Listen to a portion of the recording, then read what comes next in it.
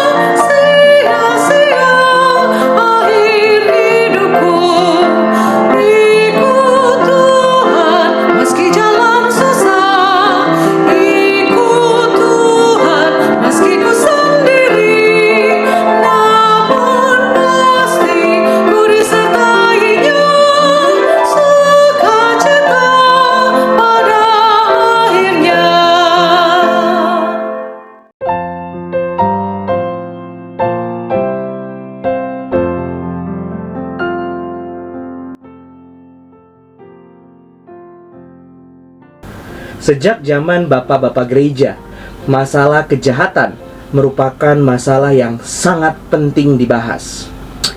Teologi klasik menggambarkan sosok Allah sebagai sosok yang maha baik dan maha kuasa. Kritik yang tidak dapat dihindari adalah, jika Tuhan benar-benar maha baik dan maha kuasa, maka seharusnya tidak ada kejahatan. Kenyataannya, kejahatan terus terjadi dari zaman ke zaman, dan bahkan makin hebat. Ini memunculkan sebuah masalah filosofis. Jika Allah maha baik dan maha kuasa, mengapa masih ada kejahatan? Seperti ungkapan Epikurus bahwa Allah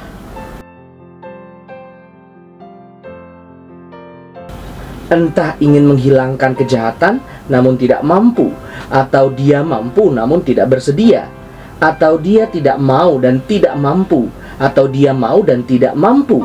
Kalau dia mau dan tidak mampu, maka dia lemah, tidak sesuai dengan dua karakter Tuhan. Jika dia mampu dan tidak mau, dia dengki, yang juga berbeda dengan Tuhan. Jika dia tidak mau dan tidak mampu, dia dengki sekaligus lemah, dan karena itu bukan Tuhan.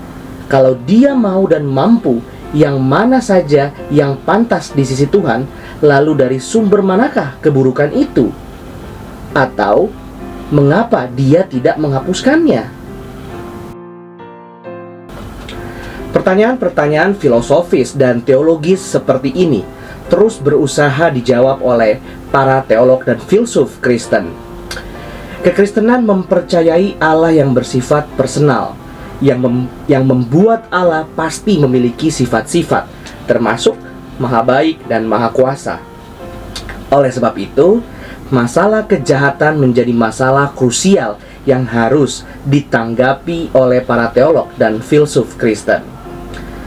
Argumen-argumen yang mencoba untuk menanggapi masalah kejahatan ini disebut teodisi. Berbagai teodisi telah dimunculkan dari zaman bapak-bapak gereja sampai zaman modern. Pada zaman bapak-bapak gereja, seorang teolog yang sangat berpengaruh dalam mengajukan teodisi adalah Agustinus. Pandangan Agustinus yang sangat umum adalah definisinya terhadap kejahatan sebagai privatio boni, yang berarti kurangnya kebaikan, lesser good, dari yang seharusnya, yaitu yang Allah anugerahkan dalam setiap ciptaan. Agustinus berkata, "Evils therefore have their source in the good, and unless they are parasitic on something good, they are not anything at all." Pandangan Agustinus ini diteruskan oleh para teolog reformasi seperti Martin Luther dan John Calvin. Mereka menyetujui bahwa Allah tidak pernah menciptakan kejahatan karena natur Allah adalah baik. Kejahatan datang oleh karena dosa manusia, namun tidak di luar kedaulatan Allah. Kejahatan yang terjadi juga ada di dalam kehendak Allah, bukan karena Allah menyetujui kejahatan, melainkan karena Allah memiliki tujuan yang lebih baik, greater good, di balik setiap peristiwa kejahatan. John Calvin berkata, Allah telah mengetahui bahwa Adam akan jatuh di dalam dosa. Allah memang bisa mencegah terjadinya kejatuhan itu, namun Ia tidak menghendaki hal itu. Mengapa? Sangat tidak memungkinkan untuk kita memberikan satu alasan khusus terhadap apa yang dikehendaki Allah, kecuali karena Allah sedang mengarahkan kehendaknya pada rencananya lain. Pandangan greater good ini tetap menjadi sebuah acuan yang dikembangkan dari zaman ke zaman oleh para teolog. Pengembangan terhadap pandangan greater good ini melahirkan beberapa variasi tanggapan terhadap problem kejahatan atau problem evil, khususnya kejahatan moral, seperti teodisi dan pembelaan kehendak bebas dan teodisi pembentukan jiwa. Namun demikian, masalah tidak selesai sampai di situ saja. Sebagian orang, khususnya kaum ateis, berpendapat bahwa teodisi-teodisi yang berpusat kepada alasan greater good belum dapat menyelesaikan masalah kejahatan. Peristiwa yang diangkat untuk menyangkal pandangan ini adalah peristiwa Holocaust. Bagaimana mungkin kejahatan yang mengakibatkan kematian lebih dari 6 juta jiwa yang tidak bersalah akan menghasilkan kebaikan yang lebih tinggi? Paling tidak, jika memang Ia mengizinkan kejahatan terjadi, seharusnya kejahatan itu menjadi sebuah kejahatan yang terbatas, tidak sekejam dan semasif Holocaust. Oleh sebab itu, alasan kejahatan yang tidak bermakna ini digunakan untuk melawan alasan greater good. Jean Mary Traut berkata, penderitaan yang tidak berguna atau yang tidak sewajarnya tampaknya sangat sulit dipercaya. Seorang ateis bahkan menyejajarkan eksistensi penderitaan dan eksistensi Allah. Bagi ateis, tampaknya jelas bahwa jika Allah ada, maka tentunya kasus-kasus seperti penderitaan yang tidak sewajarnya tidak harus terjadi. Dengan demikian, kasus penderitaan yang tidak sewajarnya tampaknya bertentangan dengan eksistensi Allah. Oleh sebab itu, teodisi tradisional dianggap sudah tidak mampu menjawab masalah kejahatan. Masalah kejahatan menandakan tidak adanya Allah.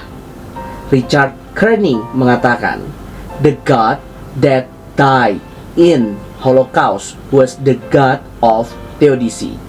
Tuhan yang mati di Holocaust adalah dewa teodisi. Menghadapi kritik tersebut, penganut teologi kontemporer seperti teologi proses mencoba menjawab permasalahan kejahatan ini bukan dengan jalan teodisi tradisional. Teodisi tradisional yang menggambarkan Allah sebagai Allah yang berdaulat, maha kuasa dan maha baik tidak lagi dianggap signifikan dalam menanggapi masalah kejahatan.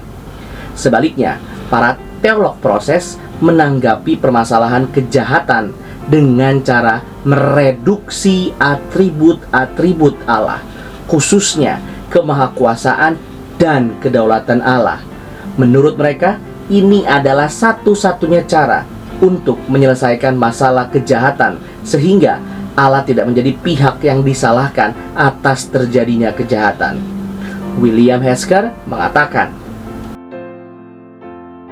teisme proses atau teologi proses secara seragam mengklaim bahwa ini memberi pandangan mereka keuntungan besar dalam mengatasi masalah kejahatan. Jika ada lebih sedikit yang dapat dilakukan Allah daripada yang diperkirakan orang lain, ada juga lebih sedikit alasan untuk menyalahkan Allah ketika segala sesuatunya berjalan buruk. Pandangan kontemporer ini tentu saja sangat berbahaya bagi kekristenan. karena pandangan ini menjadikan Allah sebagai Allah yang lemah dan tidak berdaya. Tentu saja itu tidak sesuai dengan apa yang dikatakan Alkitab mengenai Allah. Tujuan video ini adalah mengkritik pandangan kontemporer, khususnya teologi proses, dalam menanggapi masalah kejahatan, dan juga membela pandangan greater good sebagai argumen yang tetap dapat dipertahankan walaupun dengan beberapa penyesuaian. Ini hanyalah sebagai pendahuluan. Saksikan video berikutnya dan saya akan membahas teodisi teologi proses dan kritik terhadapnya. Terima kasih. Tuhan Yesus memberkati. Puji Allah, puji Allah, puji Allah Tritunggal. Mulia-mulia bagi Allah, pemberi kurnia keselamatan.